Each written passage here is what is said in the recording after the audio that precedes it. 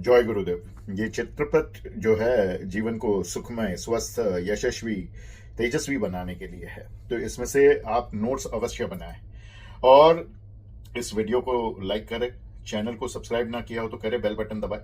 और योग तंत्र कोर्स अगर आपने इसमें सहभागी ना हुए हो तो तुरंत हो जाए। हम शुरू करें उससे पहले एक प्रश्न आपसे पूछना चाहता हूं। आपके पास 2 से 3 सेकंड है इसका उत्तर देने के लिए। इन 3 व्यक्तियों के नाम बताइए जिनको आप सबसे अधिक प्रेम करते हैं। 3 सेकंड खत्म। आप सभी लोग हीलर, माइंड कोच, ज्योतिष गुरु इत्यादि है, लेकिन अपना नाम अपने इन 3 सेकंड में लिया नहीं है। यदि आप ये वीडियो पहली बार देख रहे हैं तो ऐसा क्यों? आप तो दुनिया को सिखाते हैं ना कि स्वयं से पहले प्रेम करो, स्वयं से सबसे ज्यादा प्रेम करो, और आप ही अपना नाम भूल गए। ऐसा क्यों? ये पाठ्यक्रम योग तंत्र और ये वीडियो आपको अपने से प्रेम करने के तरीके बताएगा। इस पे अमल करिए, इसके नोट्स लीजिए और अपने आप के साथ प्रेम में पड़े पड़े नहीं, उठे, प्रेम में उठिए। तो ये कोर्स को आप ज्वाइन करें। जीवन बहुत ही सरल है, पर हमारा मन इसको सरल रहने नहीं देता। मन हमारा सबसे अच्छा मित्र भी हो सकता है और सबसे खतरनाक शत्रु भी हो सकता है। इस मन को अपना मित्र बनाने के लिए ये वीडियो है, ये योग तंत्र का पाठ्यक्रम है। इच्छाएं कभी पूरी नहीं होती जब तक हम उसे भूल नहीं जाते। इच्छाओं को भूलना इच्छाओं की पूर्ति के लिए सबसे बड़ा योगदान है। भूतकाल में रहना, भविष्य में रहना हमारी ऊर्जा को क्षीण करता है और हमारे जीवन में वो सब कुछ लेकर आता है जो हमें नहीं चाहिए, जो हमको दुख प्रदान करता है, रोग प्रदान करता है, तकलीफ प्रदान करता है।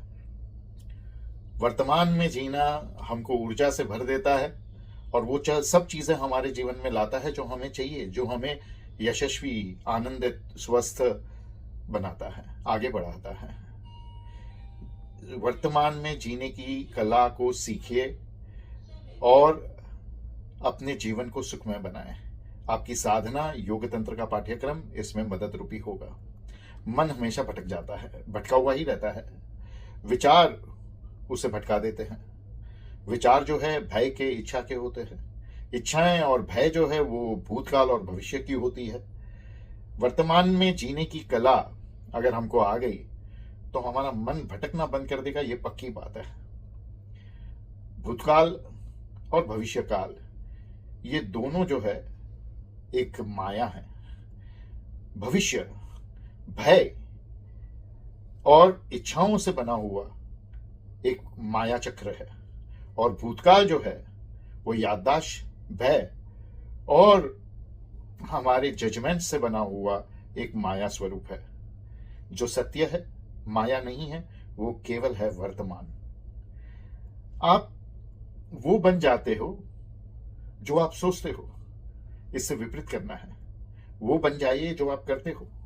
क्रोध कर रहे हो तो क्रोध बन जाओ, प्रेम कर रहे हो तो प्रेम बन जाओ, दुख में हो तो दुख बन जाओ, काम कर रहे हो तो काम की क्रिया बन जाओ। यही आत्म साक्षात्कार है और उससे परे भी यही है और कुछ नहीं।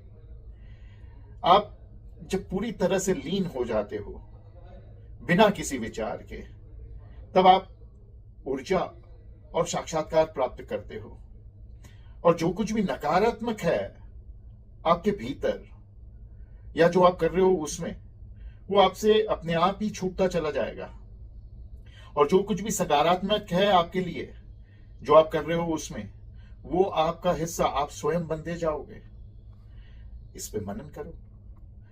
आप कुछ पुण्य कार्य कर रहे हो लेकिन आधे अधूरे मन से, आधे अधूरे दिल से, विचारों से भरे हुए, तो वो पाप बन जाता है। और जब आप पाप भी करते हो पूरे मन से, पूरे दिमाग को लगाकर, निर्विचार होकर, तो वो भी पुण्य बन जाता है।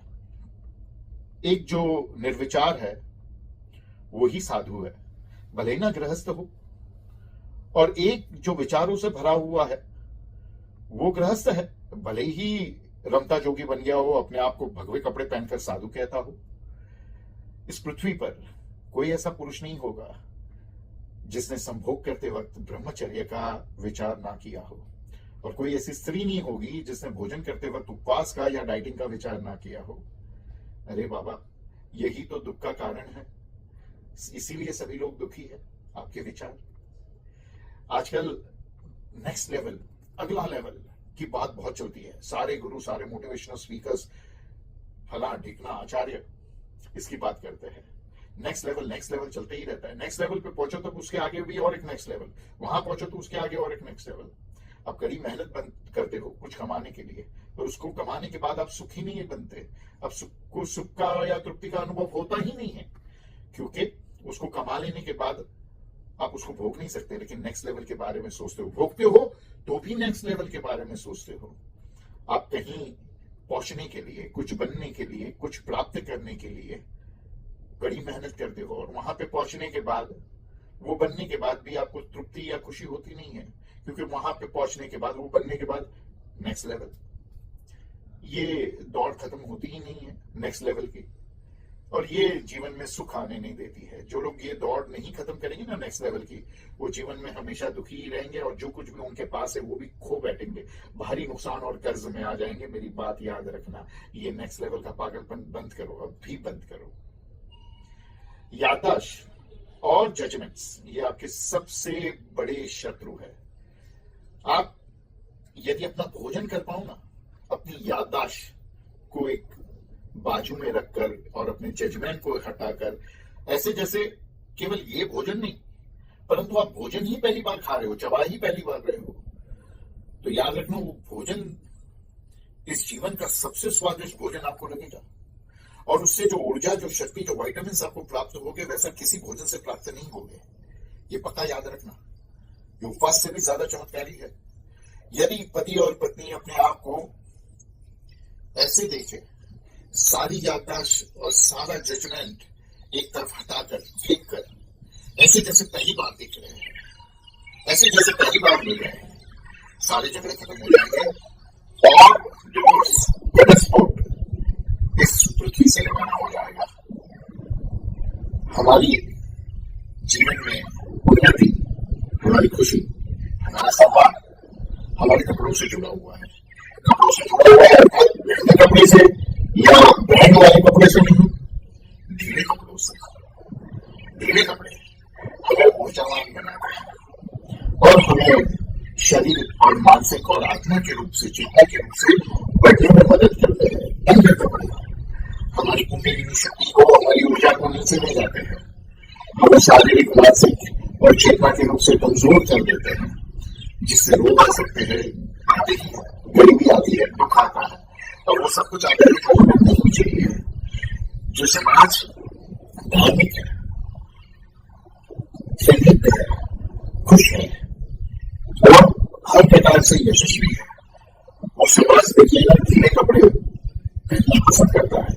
ये समाज से सुख, स्वास्थ्य, खुशी, धार्मिकता विदा होने लगती है, उनके कपड़े तंग होने शुरू हो जाते हैं, और ये कपड़े जितने तंग हो गए, उन्हें बाहर से कितना भी दिखावा अच्छा दिखे, लेकिन भीतर से गरीबी, कर्जा, दुख, रोग, अतृप्ति हमारे जीवन में उतर जाती है।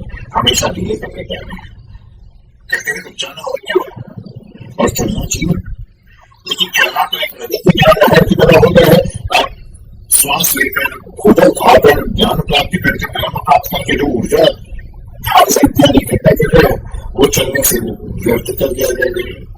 चलते चलते सारी ऊर्जा खत्म हो जाने में, और रुकने में तो सड़न आती है, सड़न में मृत्यु है, और कभी तो क्या करें, चलना भी मृत्यु, रुकना भी मृत्यु।